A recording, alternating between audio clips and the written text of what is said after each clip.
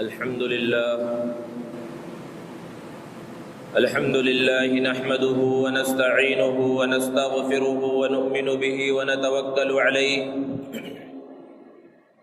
ونعوذ بالله من شرور أنفسنا ومن سيئات أعمالنا من يهده الله فلا مضل له ومن يضلله فلا هادي له ونشهد أن لا إله إلا الله وحده لا شريك له ونشهد أن سيدنا ومولانا محمدا عبده ورسوله صلى الله تعالى عليه وعلى آله وأصحابه وبارك وسلم تسليما كثيرا كثيرا أما بعد فأعوذ بالله من الشيطان الرجيم بسم الله الرحمن الرحيم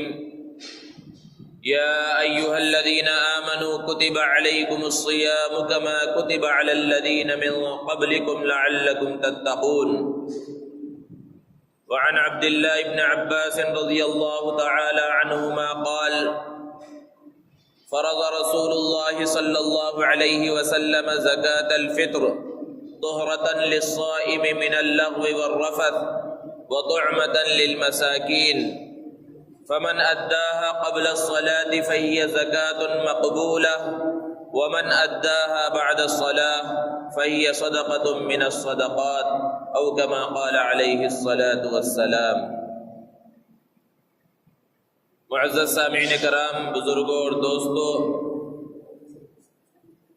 رحمتوں، برکتوں، مغفرتوں کا ماہ مقدس ہمارے اوپر سایہ کیے ہوئے ہے۔ اس کے اکثر اوقات گزر چکے ہیں، چند ایام باقی ہیں۔ جو ایام باقی ہیں اللہ رب العزت اس کی صحیح طرح سے قدر کرنے کی توفیق عطا فرمائے، اور جو ایام گزر چکے اس میں جو کمیاں کوتاہیاں ہم سے ہو گئی ہیں اللہ رب العزت اپنے فضل و کرم سے ہمیں اس سے معاف فرمائے۔ دوستو، قرآن مجید میں اللہ رب العزت نے جہاں روزوں کی فرضیت کو بیان فرمایا تو براہ راست ایمان والوں کو مخاطب کیا اور ارشاد فرمایا یا ایھا الذین آمنو، کہ اے ایمان والو، اے وہ لوگو جو ایمان لائے ہو۔ یہ صرف اس امت کی خصوصیت ہے کہ اللہ رب العزت اس امت کو براہ راست مخاطب فرماتے ہیں۔ بنی اسرائیل ایک بہت بڑی قوم ہے، ہزاروں انبیاء کرام علیہم السلام اس میں تشریف لائے، لیکن بنی اسرائیل کو کبھی اللہ تبارک و تعالیٰ نے براہ راست مخاطب نہیں فرمایا۔ ایک مرتبہ جب بنی اسرائیل کو اللہ تبارک و تعالیٰ نے براہ راست مخاطب کیا تو وہ اتنے خوش ہوئے کہ ان کی زبان سے یہ الفاظ نکلنے لگے، نحن ابناء اللہ و احباؤ، کہ ہم تو اللہ کے بیٹے ہیں، ہم اللہ کے محبوب ہیں۔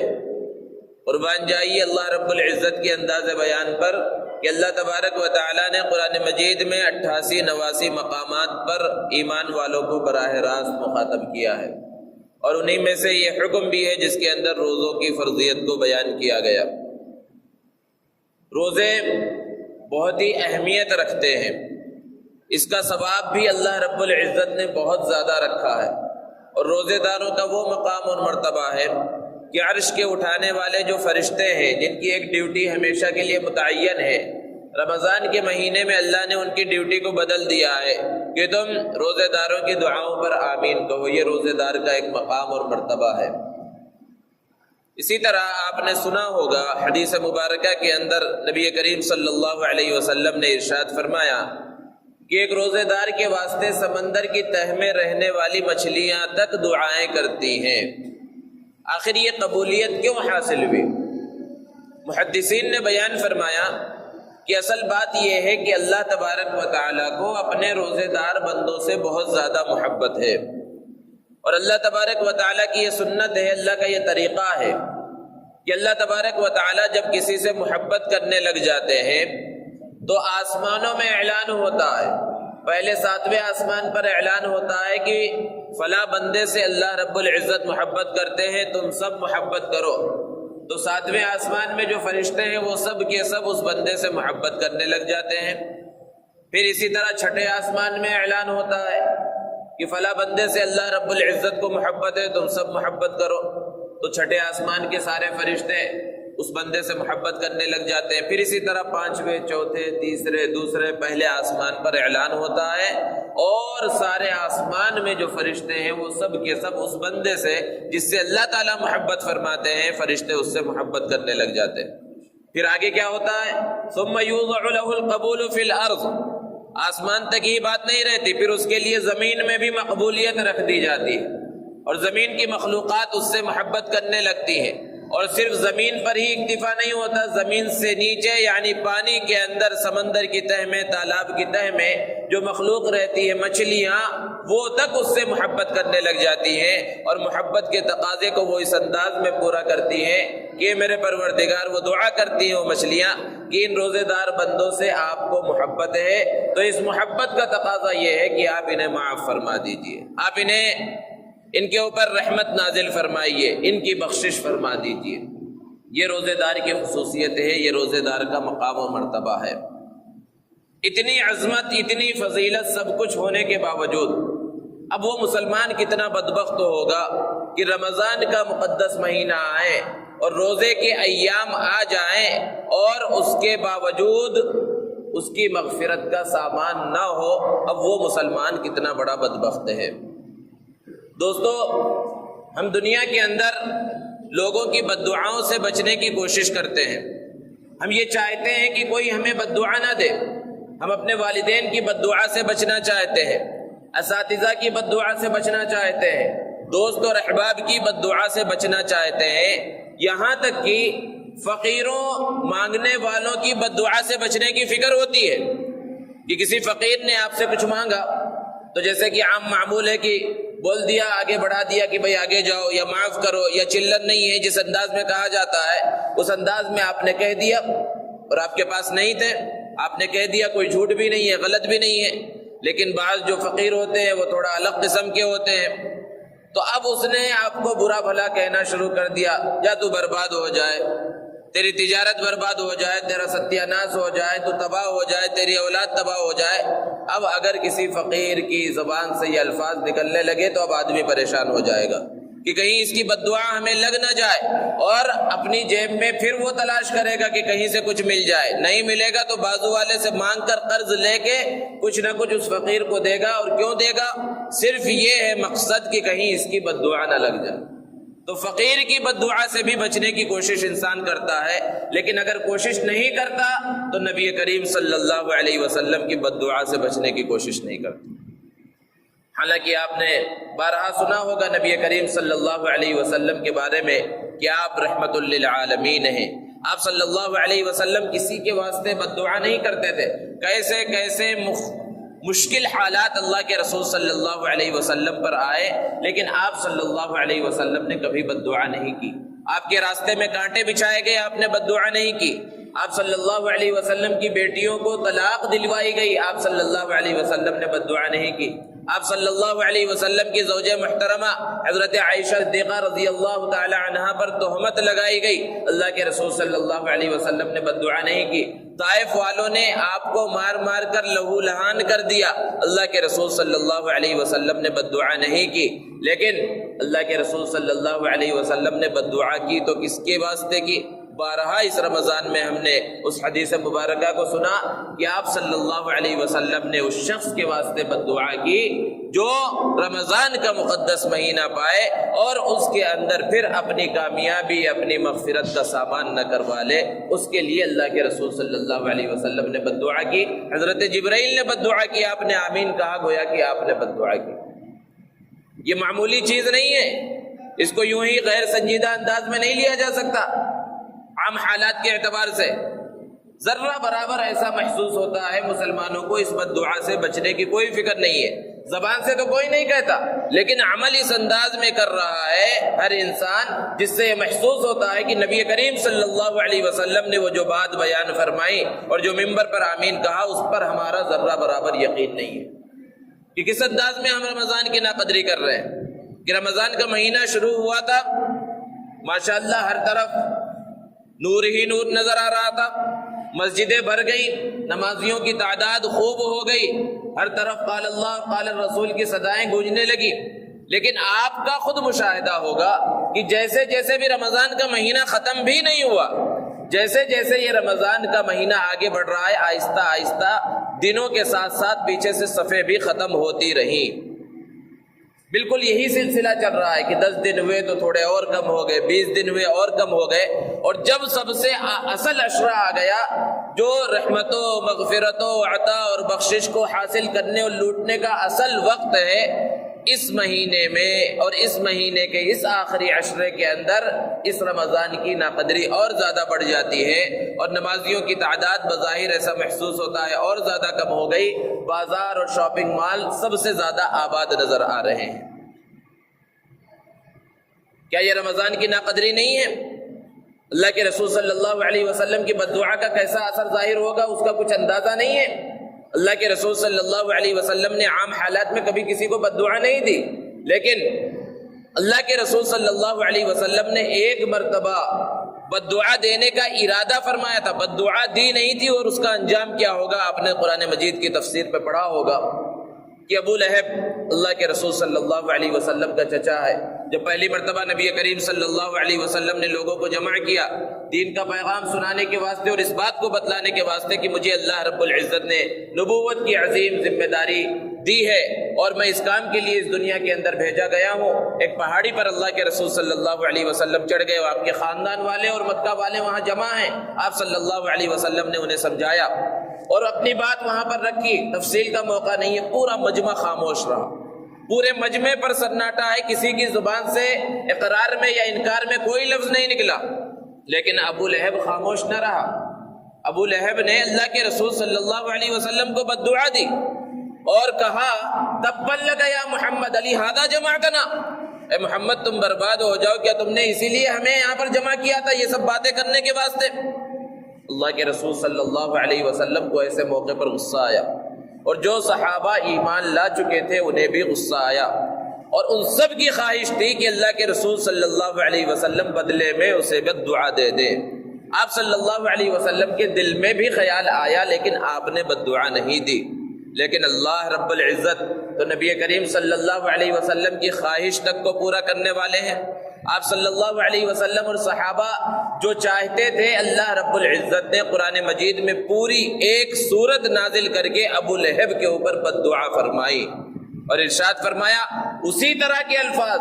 جن الفاظ میں اس نے بد دعا دی تھی، اور اس کی بد دعا تو ظاہر سی بات ہے نبی صلی اللہ علیہ وسلم کو نہیں لگ سکتی، اللہ رب العزت نے انہی الفاظ میں وہ بد دعا اس کے اوپر لوٹائی اور ارشاد فرمایا تبت یدا ابی لہب وتب، کہ ابو لہب کے ہاتھ تباہ و برباد ہو جائیں۔ اور پھر اس بد دعا کا انجام کیا ہوا؟ بلکہ وہ بد دعا نہیں تھی نبی کریم صلی اللہ علیہ وسلم کی، اس بات کو ذہن میں رکھنے کی ضرورت ہے کہ صرف آپ کا ارادہ تھا، صحابہ کی خواہش تھی کہ آپ بد دعا دے، تو اس ابو لہب کا انجام کیا ہوا؟ ایسی بیماری کے اندر مبتلا ہوا، غلیظ ترین بیماری کے اندر، کہ جان چھڑکنے والی بیوی اور محبت کرنے والے اولاد نے اس کا ساتھ چھوڑ دیا، اور علاقے کے باہر ایک کچرا کنڈی پر اس کے چارپائی کو لگا دیا، کوئی اس کے قریب بھی نہیں جاتا تھا، یہاں تک کہ وہ تڑپ تڑپ کر مر گیا تو اس کے لاش کو بھی کفنانے دفنانے کا انتظام نہیں ہوا کہ کہیں وہ بیماریاں پھیل نہ جائیں، لکڑیوں کے ذریعے ایک گڑھے کے اندر اسے ڈھکیل دیا گیا۔ یہ انجام اس شخص کا ہوا جس نے نبی صلی اللہ علیہ وسلم کو بد دعا دی تھی، اور بدلے میں آپ نے بد دعا دینے کی صرف خواہش ظاہر کی تھی، صحابہ کی خواہش تھی، اس کا یہ انجام ہوا۔ اب غور کرنے کا مقام ہے کہ جس کو اپنی زبان مبارک سے نبی کریم صلی اللہ علیہ وسلم نے براہ راست بد دعا دی صاف الفاظ کے اندر، اب اس کا انجام کیا ہوگا؟ اس بد دعا سے بچنے کی فکر نہیں ہے، عام لوگوں کی، ایرے غیرے کی، فقیروں کی، ان کی سب کی بد دعا سے بچنے کی فکر ہے، اور اتنا عقیدہ خراب ہو گیا، یقین اتنا خراب ہو گیا کہ آپ نے پہلے مشاہدہ کیا ہوگا، اب تو وہ زمانہ ختم ہو گیا، نیا ٹیکنالوجی کا زمانہ ہے، کہ پہلے زمانے میں مسجدوں کے دروازوں پر یا چبوتروں کے اوپر کچھ اخبار جو ہے سینکڑوں کی تعداد میں لوگ زیراکس کر کے رکھ کر چلے جاتے تھے یا تقسیم کرتے تھے مسجد کے باہر کھڑے ہو کر، اور اس کے اندر ایک من گھڑت ایمان کو خراب کرنے والی، عقیدوں کو خراب کرنے والی ایک چیز لکھی ہوتی تھی کہ فلاں نے خواب میں دیکھا کہ ایسا ایسا ہوا، الٹا سیدھا کوئی من گھڑت واقعہ لکھا ہوا ہوتا تھا، لیکن جو اصل بات ہوتی تھی کہ جس نے اس واقعے پر یقین کیا اس کی لاٹری لگ گئی، وہ کامیاب ہو گیا، اس کے یہاں بیٹا پیدا ہو گیا، اور اس کو اتنے لاکھ کی لاٹری لگ گئی، فلاں فلاں، لیکن جس نے اس پر یقین نہیں کیا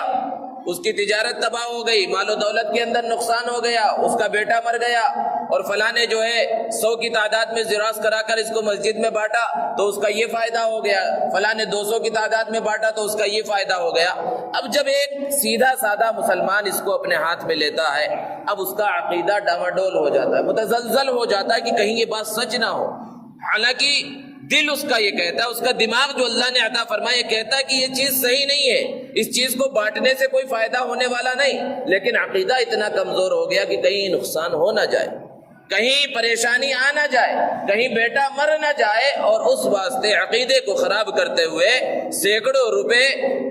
زیراکس کی دکان پر دے کر یوں ہی اس کو لا کر وہ تقسیم کروا دیتا۔ آج کل کے زمانے میں ایک نئے انداز میں یہ سلسلہ چل رہا ہے، سوشل میڈیا کا دور ہے، تو اس کے اندر کوئی میسج الٹا سیدھا جس کا حقیقت سے کوئی تعلق نہیں ہے وہ بھیجا جائے گا، بظاہر وہ اسلامی میسج نظر آئے گا، اور پھر اس میں کہا جائے گا اس کو 11 لوگوں کو سینڈ کرو ورنہ جو ہے آپ کے یہاں تکلیف آ جائے گی، اس کو 13 لوگوں کو بھیجو، اس کو اتنے لوگوں کو بھیجو، اگر مسلمان ہو تو شیئر کرو۔ بعض چیزیں اس انداز میں جو ہے لوگ لگا دیتے ہیں، کعبہ کی تصویر ہے یا مدینے کی تصویر ہے یا کسی مسجد کی تصویر یا اللہ کا نام ہے یا محمد عربی صلی اللہ علیہ وسلم کا نام ہے، اور پھر لکھ دیتے ہیں کہ اگر سچے مسلمان ہو تو شیئر کرو۔ کیا یہ شیئر کرنے سے اور لوگوں کو بھیجنے سے اب اسلام کو ناپا جائے گا اور سچا اور پکا مسلمان کہلائے گا انسان؟ یہ عقیدے اتنے خراب ہو گئے، ان سب چیزوں پر ہمارا یقین آ جاتا ہے اور ان خرافات میں ہم مبتلا ہو جاتے ہیں، لیکن صاف اور واضح حدیثوں میں اللہ کے رسول صلی اللہ علیہ وسلم روزے دار اگر صحیح انداز میں رمضان کو نہ گزارے اس کے واسطے ایسی وعید بیان فرما رہے ہیں، اس سے بچنے کی ذرہ برابر فکر نہیں ہے۔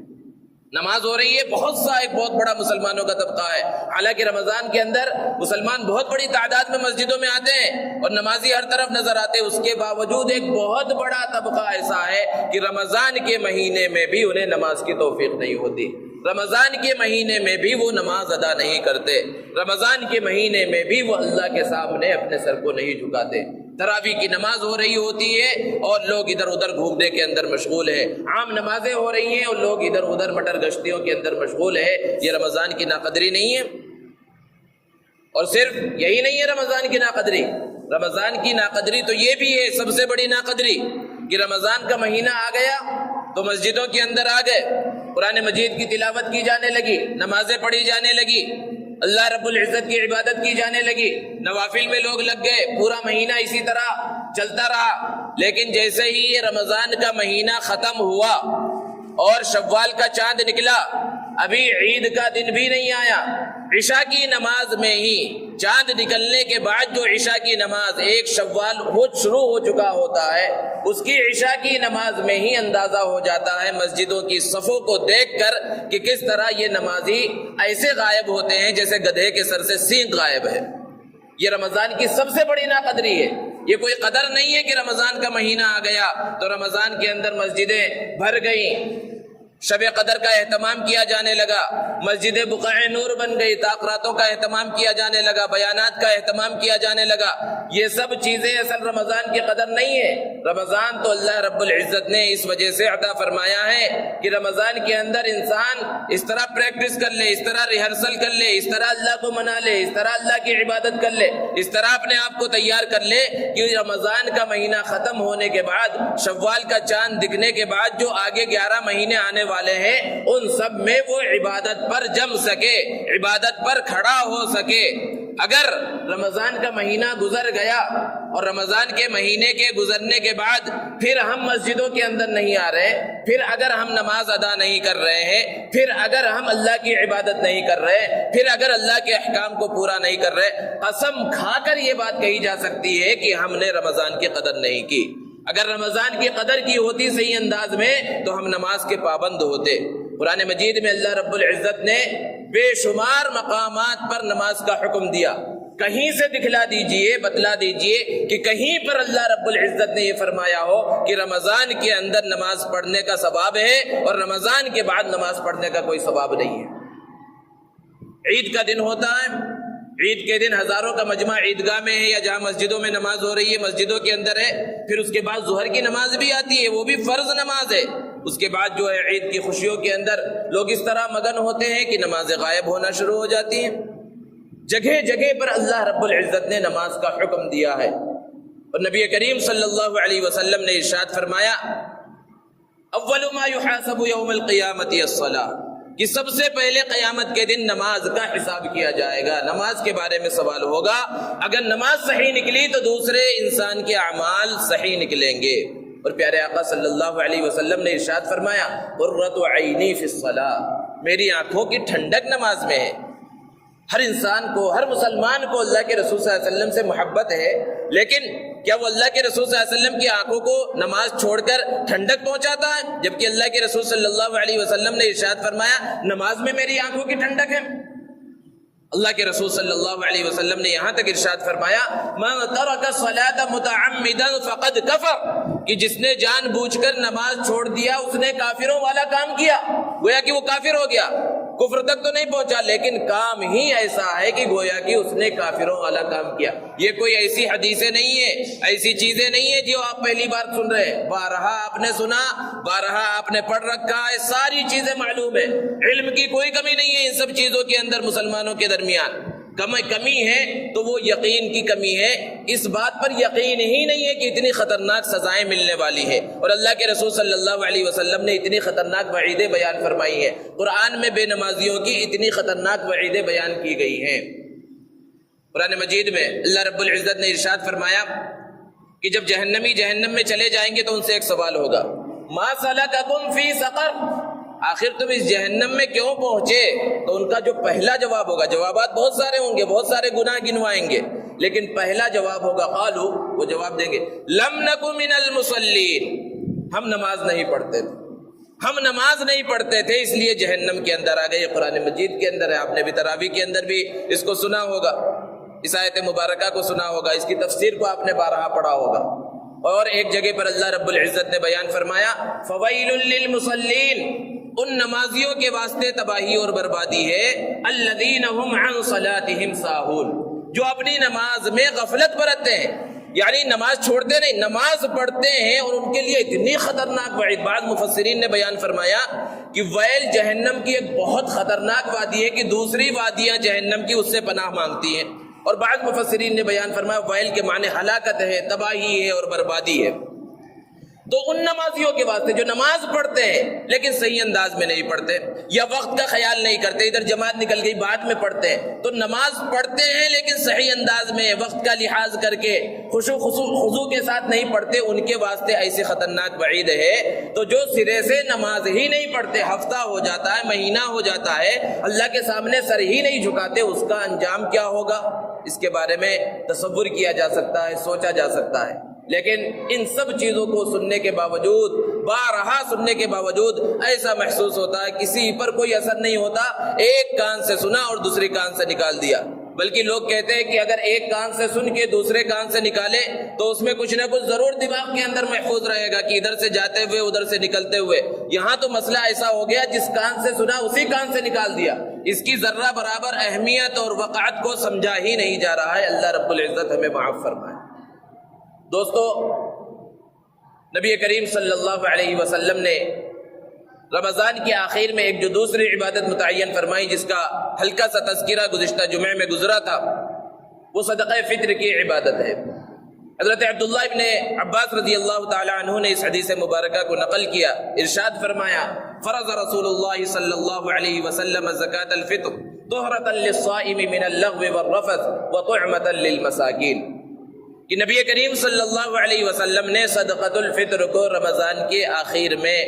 مسلمانوں کے اوپر واجب فرمایا ہے، اور اس کا دو مقصد ہے۔ طہرۃ للصائم من اللغو والرفث، روزے دار ہے انسانی، چاہے جتنا اچھے انداز میں عبادت کرنے کی، اللہ کو منانے کی کوشش کرے، کچھ نہ کچھ کمی کوتاہی روزے میں، رمضان میں ہو سکتی ہے۔ تو پہلی چیز، پہلا مقصد یہ ہے کہ صدقہ فطر کے نکالنے کی وجہ سے یہ جو کمیاں کوتاہیاں ہمارے رمضان کے اندر ہو گئی ہیں، اللہ رب العزت اپنے فضل سے اس کو معاف فرما دیں گے۔ اور دوسرا اہم اور اصل مقصد وطعمۃ للمساکین، اور مسکینوں، غریبوں، فقیروں کے کھانے پینے کا، ان کے عید کی تیاری کا انتظام ہو جائے گا،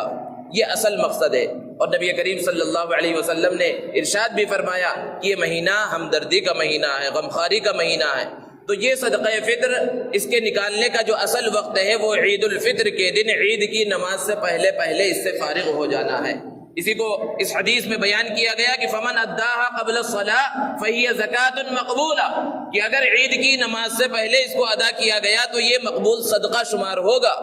ومن اداها بعد الصلاۃ، اور کسی نے اتنی کوتاہی کی نکالا ہی نہیں اور نماز کے بعد اسے خیال آ رہا ہے عید کی نماز کے بعد، اور تبھی بھی اس کے اوپر سے واجب ساقط نہیں ہوگا، تبھی بھی نکالنا ہے، اور جو عید کے بعد نکالے گا تو عام صدقے کی طرح اس کو ثواب ملے گا، صدقہ فطر کی طرح اسے ثواب حاصل نہیں ہوگا۔ اب یہ صدقہ فطر کس پر واجب ہے؟ کہ جو شخص صاحب نصاب ہو، 52.5 تولہ چاندی کے بقدر مالیت کا مالک ہو، اس کے اوپر اپنی طرف سے اور اپنے نابالغ اولاد کی طرف سے صدقہ فطر نکالنا واجب ہے۔ زکوٰۃ کے اندر صاحب نصاب جو ہوتا ہے اس میں اور صدقہ فطر کے صاحب نصاب میں فرق ہے۔ زکوٰۃ کے واسطے لمبی تفصیل ہے۔ زکوٰۃ میں ایسے مال کا ہونا ضروری ہے جو مال نامی یعنی بڑھنے والا مال ہو، جیسے مال تجارت ہے وہ بڑھتا ہے، سونا چاندی ہے وہ بڑھتا ہے، لیکن صدقہ فطر کے واسطے ایسی چیز کا ہونا ضروری نہیں ہے۔ انسان کے پاس اس کی ضرورت سے زائد کچھ ایسا سامان بھی ہے جس کی قیمت 52.5 تولہ چاندی تک پہنچ جاتی ہے، تب بھی اس کے اوپر صدقۃ الفطر واجب ہو جاتا ہے۔ ایک سے زائد گھر ہیں، ایک سے زائد گاڑیاں ہیں، ایک سے زائد موبائل ہیں، ان سب چیزوں کی قیمت بھی اگر 52.5 تولہ چاندی کے بقدر 25-30 ہزار جو بھی ہوتے ہیں وہاں تک پہنچ جاتی ہے تو صدقۃ الفطر کا نکالنا واجب ہو جاتا ہے۔ اور انسان کے اوپر جو واجب ہوتا ہے اپنی طرف سے اور اپنے نابالغ اولاد کی طرف سے، کیونکہ جو بالغ ہیں وہ خود ذمہ دار ہیں، اگر وہ صاحب نصاب ہے تو انہیں اپنی طرف سے نکالنا ہے، لیکن والد اگر جوائنٹ فیملی ہے، ملی ہوئی فیملی ہے، سارے کام ایک ساتھ ہوتے ہیں تو والد ہی بالغ اولاد کی طرف سے بھی نکالے، سب کی طرف سے نکالے تو سب کی طرف سے ادا ہو جائے گا۔ اور جہاں تک خواتین کا مسئلہ ہے، عورت خود اپنی ذمہ دار ہے، اگر وہ شوہر اس کی طرف سے صدقۃ الفطر نہ نکالے تو عورت کے اوپر اگر وہ صاحب نصاب ہے تو اس پر خود واجب ہے، خود صدقۃ الفطر کا نکالنا واجب ہے۔ یہاں تک کہ عید الفطر سے پہلے پہلے یا اس رات میں ہی صبح صادق سے پہلے گھر میں کسی بچے کی ولادت ہوئی تو اس کی طرف سے نکالنا بھی واجب ہو جاتا ہے صدقہ فطر۔ صدقہ فطر کی مقدار کے بارے میں عموماً بہت بڑی غلط فہمی پائی جاتی ہے اور یہ سمجھ لیا جاتا ہے کہ عام طور پر گیہوں کا ایک نصاب ہے اور 1.25 کلو تقریباً گیہوں ہے اور اس سے نکال دیا جائے۔ جہاں تک گیہوں کا مسئلہ ہے وہ نصف سا ہے، یعنی تقریباً 1.25 کلو گیہوں، اور اس کا ریٹ 60-70 روپے کچھ ہوتے ہیں، اور 60-70 روپے میں کسی کا کیا کام ہوگا اس کو سوچا جا سکتا ہے، سمجھا جا سکتا ہے۔ حضرت علی رضی اللہ تعالی عنہ سے منقول ہے کہ اگر کوئی گیہوں سے ہی نکالنا چاہ رہا ہے تو گیہوں سے بھی 1 سا یعنی 1.25 کلو کا ڈبل اس کو کر دیا جائے، اتنا نکالے جتنا نصاب کشمش کا اور کھجور کا اور جو وغیرہ کا ہے، گیہوں کے اندر بھی اس کو ڈبل کر دیا جائے تو جیسا کہ ہم 70 روپے نکالتے ہیں تو وہ بڑھ کر 130-140 روپے ہو جائے گا، اور ایک فرد کی طرف سے اتنا نکالا جائے، اور کم سے کم یہ تو طے کیا جائے کہ بھائی کم سے کم 100 روپے نکالے جائیں گے، 60-70 روپے کی کوئی اہمیت نہیں ہے۔ لیکن اللہ رب العزت نے جنہیں نوازا ہے اور خوب مال و دولت دیا ہے تو انہیں تو گیہوں کا نصاب لینا ہی نہیں چاہیے، انہیں تو کھجور کے نصاب کو پکڑنا چاہیے، اور کھجور کا یا کشمش کا جو نصاب ہوتا ہے وہ 3.25 کلو کھجور اور 3.25 کلو تقریباً کشمش ہوتا ہے۔ اب ہم کھجور کھاتے ہیں اور مختلف انداز میں اپنی اپنی حیثیت کے اعتبار سے لوگ الگ الگ کھجور کھاتے ہیں اور اس کا ریٹ بھی الگ الگ ہے، مختلف انداز میں اس کے ریٹ ہوتے ہیں۔ تو اگر کھجور سے نکالا جائے تو 600-700 روپے تک پہنچے گا، کشمش سے نکالا جائے تو اس سے مہنگا نکلے گا۔ اب اگر ہم غور کریں کہ جتنا زیادہ ہم نکالیں گے اتنا زیادہ ثواب ملے گا، اور اگر کھجور اور کشمش کے ذریعے نکالا گیا تو اللہ رب العزت کتنا خوش ہوں گے، اور پھر غریبوں کا کتنا زیادہ فائدہ ہوگا۔ اس لیے صرف اسی پر اکتفا نہ کیا جائے، صرف اس بات کو نہ سوچ لیا جائے کہ بس یہ گیہوں کے ذریعے نکالنا ہے۔ اللہ رب العزت نے جس کو جتنی حیثیت دی ہے اس اعتبار سے نکالے کہ کم سے کم ایک متعین کر دیا جائے کہ بھئی یہ 70 روپے ہیں، اس کے آگے ایک ایک فرد کے اعتبار سے 100 کے حساب سے نکالے، 200 کے اعتبار سے، 300 کے اعتبار سے، جتنا زیادہ نکالیں گے اللہ رب العزت اتنی زیادہ برکت عطا فرمائیں گے۔ اور یہ صدقہ فطر دیا کس کو جائے؟ جس کو زکوٰۃ دی جا سکتی ہے انہیں صدقہ فطر بھی دیا جا سکتا ہے، اپنے رشتہ داروں میں دیا جا سکتا ہے، لیکن رشتہ داروں میں باپ اپنے بیٹے کو، اسی طرح ماں اپنے بیٹے بیٹی وغیرہ کو، اسی طرح بیٹا اپنے باپ کو، اور شوہر اپنی بیوی کو، بیوی اپنے شوہر کو نہیں دے سکتا۔ اس کے علاوہ جو رشتے ہیں، بھائی ہے، بہن ہے، ماموں، چاچا اور اسی طرح دوسرے جتنے رشتے ہیں، پھوپھی وغیرہ، اگر یہ مستحق ہے تو انہیں دیا جا سکتا ہے، اور اپنے اڑوس پڑوس کے اندر جو غریب ہیں، فقراء ہیں، انہیں دیا جائے۔ اور پھر مدارس اسلامیہ میں جس طرح زکوٰۃ دی جا سکتی ہے اسی طرح صدقۃ الفطر کو بھی دیا جا سکتا ہے۔ اس کے مسائل کو معلوم کر کے صحیح انداز میں نکالنے کی کوشش کرنی چاہیے۔ جیسا کہ یہ آخری جمعہ ہے اور عام طور پر جمعۃ الوداع کے نام سے مشہور ہے، اور ذہنوں کے اندر یہ بات بیٹھی ہوئی ہے کہ جمعۃ الوداع کی کوئی خاص فضیلت ہے، اور بہت سے مسلمان ایسے بھی ہے، اور بعض خواتین کا طبقہ ہے، بڑی خواتین کا، یعنی بڑی عمر کی خواتین کا، جو پورے مہینے روزہ نہیں رکھتے اور سمجھتے ہیں کہ یہ آخری جمعہ جمعۃ الوداع آ رہا ہے، اس کے اندر روزہ رکھیں گے اور اس روزے سے پورے رمضان کا جو ہے روزوں کا کفارہ گویا کہ اس کو سمجھ لیتے ہیں۔ تو یہ بیچارے جو 30 دن مسلسل روزہ رکھتے ہوئے آ رہے ہیں، ان کا چھوٹا روزہ ہو رہا ہے، اور جو جمعے کو ایک دن روزہ رکھیں گے ان کا بڑا روزہ۔ پہلے تو سمجھنے کی یہ بات ہے، پورے احادیث مبارکہ کے ذخیرے کو اٹھا کر دیکھیے کہ کہیں بھی کسی خاص انداز میں آخری جمعے کی کوئی فضیلت بیان نہیں کی گئی کہ جمعۃ الوداع جس کو کہا جاتا ہے کہ اس جمعۃ الوداع کی پہلے جمعوں کے مقابلے میں کوئی خاص فضیلت ہو، ایسی کوئی خاص فضیلت نہیں ہے۔ بہرحال جمعہ رمضان میں آ رہا ہے، اس اعتبار سے، عام جمعوں کے اعتبار سے تو اس کی فضیلت ہے ہی ہے، اور آخری عشرے کی فضیلت چل رہی ہے، اس کے اندر طاق راتوں کی اہمیت اور فضیلت ہے، اور چونکہ یہ آخری جمعہ ہے اور اس کے بعد جو جمعہ آئے گا اس سے پہلے عید کی نماز ہو چکی ہوگی۔ عید کی نماز اتنی اہم نماز ہے، سال میں صرف 2 مرتبہ آتی ہے، لیکن اس سے بھی ہم بہت زیادہ غفلت برتتے ہیں۔ ہونا تو یہ چاہیے تھا کہ عید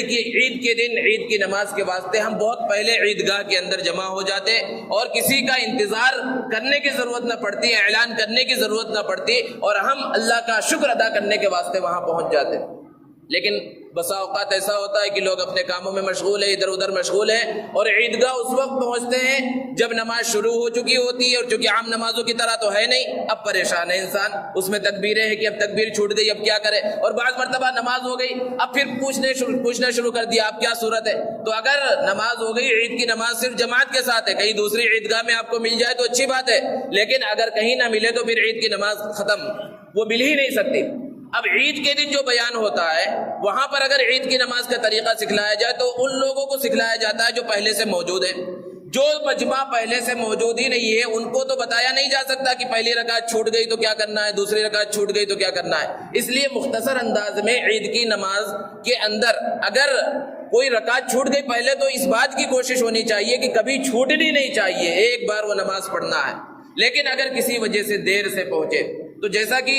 شروع میں 3 تکبیریں زائد کہی جاتی ہیں ثنا پڑھنے کے بعد، اب کوئی آدمی ان 3 تکبیروں کے ہونے کے بعد، یعنی امام نے یہ 3 تکبیریں کہہ دی تھی، اب اس کے بعد جب قرات ہو رہی تھی تب اگر کوئی پہنچا تو تکبیر تحریمہ کہنے کے بعد یہ 3 تکبیریں اللہ اکبر کہہ کر پھر اس کے بعد رکعت باندھ لے اور نماز میں شامل ہو جائے۔ اور اگر کوئی رکوع میں پہنچا، پہلی رکعت کے رکوع میں پہنچا، اب اگر اسے اندازہ ہے کہ ابھی اتنا وقت ہے کہ میں 3 تکبیریں کہہ کر رکوع کو پا لوں گا، تو پہلے 3 تکبیریں کہہ لے جلدی، یعنی تکبیر تحریمہ کے علاوہ 3 تکبیریں کہے اور پھر رکوع میں شامل ہو جائے۔ لیکن اسے اندازہ ہے کہ اگر میں تکبیر کہنے میں لگا تو رکوع سے امام صاحب اٹھ جائیں گے اور یہ نماز جو ہے یہ رکعت چھوٹ جائے گی، تو رکوع میں چلا جائے اور رکوع کی تسبیح پڑھنے کے بجائے اللہ اکبر بغیر ہاتھ اٹھائے 3 مرتبہ وہ کہہ لے۔ لیکن کچھ اتنے بھی اس سے بھی زیادہ غافل ہے کہ وہ رکعت ہی اگر چھوٹ گئی، پہلی رکعت ہی چھوٹ گئی، تو بعد میں جب اس کو اٹھ کر پورا کریں گے تو اس کو پورا کرنے کا طریقہ یہ نہیں ہوگا کہ ہم کھڑے ہوں اور اللہ اکبر کہہ کر ثنا پڑھ کے 3 تکبیریں کہیں، اس انداز میں پورا نہیں کیا جائے گا، بلکہ عام نمازوں کی طرح ثنا پڑھنے کے بعد پھر سورہ فاتحہ اور سورت پڑھنے کے بعد پھر 4 تکبیریں وہ آدمی کہے گا جس طرح دوسری رکعت میں کی جاتی ہے، اس انداز میں آخر میں یہ 3 تکبیریں ہاتھ اٹھا کر کہے گا اور چوتھی تکبیر میں اللہ اکبر کہہ کر چلا جائے گا۔ قضا کرنے کا، بعد میں پورا کرنے کا یہ طریقہ ہے۔